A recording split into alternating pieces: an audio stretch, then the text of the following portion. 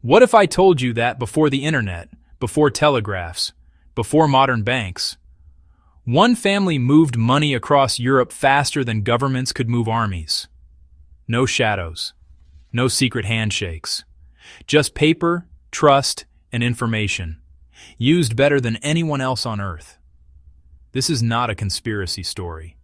It's something more unsettling. This is the real Rothschild Banking Network and how it quietly rewired Europe. The Rothschild Banking Network across Europe. Early 19th century Europe had a problem. Wars were constant. Empires were broke.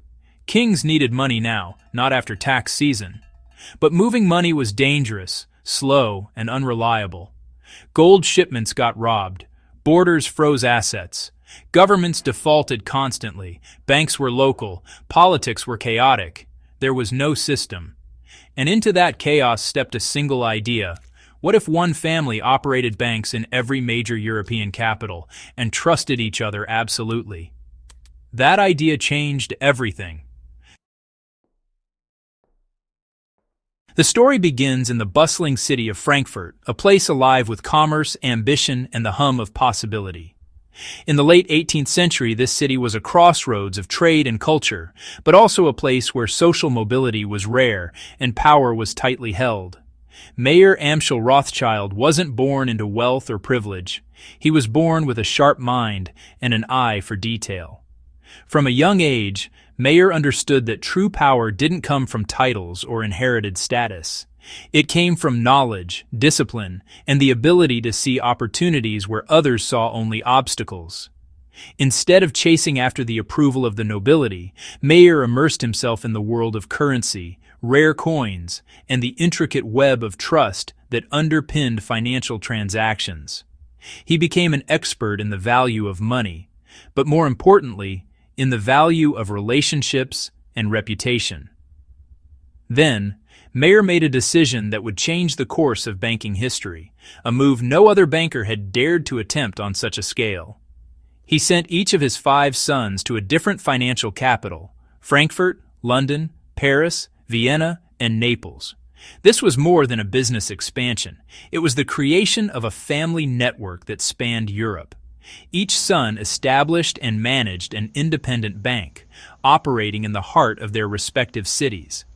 They adapted to local customs, built relationships, and earned trust, but always remained connected to the family's core values and strategy. Profits, however, stayed within the family. There were no outside partners, no divided loyalties. Every decision, every risk, and every reward was shared among the Rothschilds alone. If one city faced crisis or collapse, the others could support it, ensuring the family's survival and continued growth. This wasn't just about dominating markets or creating a monopoly. It was about building something far more resilient, a network designed for strength, adaptability, and above all, redundancy. The Rothschilds had created a financial safety net that could withstand the storms of history. Here's what most people miss. The Rothschilds didn't win because they had more gold. They won because they had better information. They built private courier networks, faster than government messengers. They used code. They used trusted agents. At one point, they knew the outcome of battles days before official announcements. That edge wasn't magical. It was logistical. When markets panic, speed decides winners. And the Rothschilds were faster than anyone. Then came Napoleon. A force unlike any Europe had seen, he swept across the continent, toppling old orders and rewriting the rules of war and politics. His campaigns sent shockwaves through every capital, and the world watched as empires scrambled to respond. Europe burned money trying to stop him. Armies marched, cities fell, and treasuries emptied at a staggering pace. The cost of resistance was measured not just in lives, but in fortunes lost and economies strained to the breaking point. Britain, isolated by Napoleon's relentless blockade, faced a daunting challenge. They needed to fund their own war effort and support allies scattered across the continent, all while their trade routes were choked off and their resources stretched thin. Traditional banks simply couldn't keep up with the demands of a continent at war. But the Rothschild network, with its far-reaching connections and innovative methods, could do what others could not. They moved funds swiftly and discreetly through neutral territories, bypassing blockades and enemy lines. Their couriers on horseback carried vital information and money, and they converted currencies instantly, making sure funds arrived where they were needed most. The Rothschilds even fronted capital before governments could officially approve it, taking on enormous risk to keep the wheels of war turning. Their willingness to act quickly set them apart from every other financial institution of the era. After Waterloo, rumors swirled that the Rothschilds had manipulated entire markets, profiting from chaos and uncertainty. Newspapers speculated wildly, and legends grew about their supposed power. But the truth is less dramatic and far more impressive. Their real advantage was not secret plots, but a deep understanding of how the financial system worked and the ability to act faster and smarter than anyone else. The Rothschilds didn't create volatility. They survived it, adapted to it, and even thrived in it. Governments across Europe took notice, realizing that in a world of uncertainty, the Rothschilds had mastered the art of financial survival. By the mid-19th century, something unprecedented happened. Nations started borrowing from a family. Not because they were forced to, but because the Rothschilds offered something rare: predictability, discretion, reliability. They financed railways, infrastructure, and war recovery. They helped stabilize currencies after revolutions. Were they powerful? Yes. Did they control governments? No. But governments needed them, and dependency changes behavior. Here's where the story gets distorted. Over the years, the line between fact and fiction blurred, and the Rothschilds became the centerpiece of countless rumors and wild tales. Newspapers and pamphlets of the era often exaggerated their influence, painting them as puppet masters behind every major event. But why did this happen? Why did one family become the focus of so much suspicion and myth-making? The Rothschilds became symbols of finance, of capitalism, of globalization. Their name was whispered in the halls of power and shouted in the streets, often with little understanding of what they actually did. And symbols attract projection.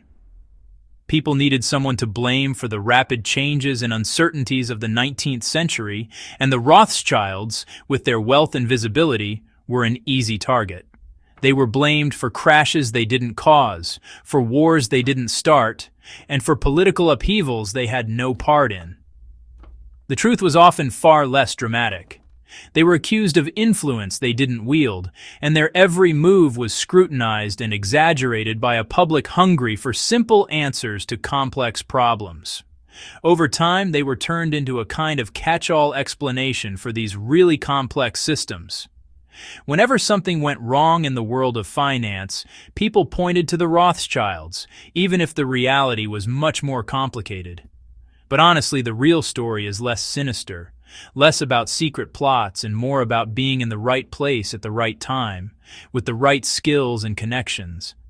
And actually, it's more uncomfortable, because it reveals how fragile and uncoordinated the world's financial systems really were back then.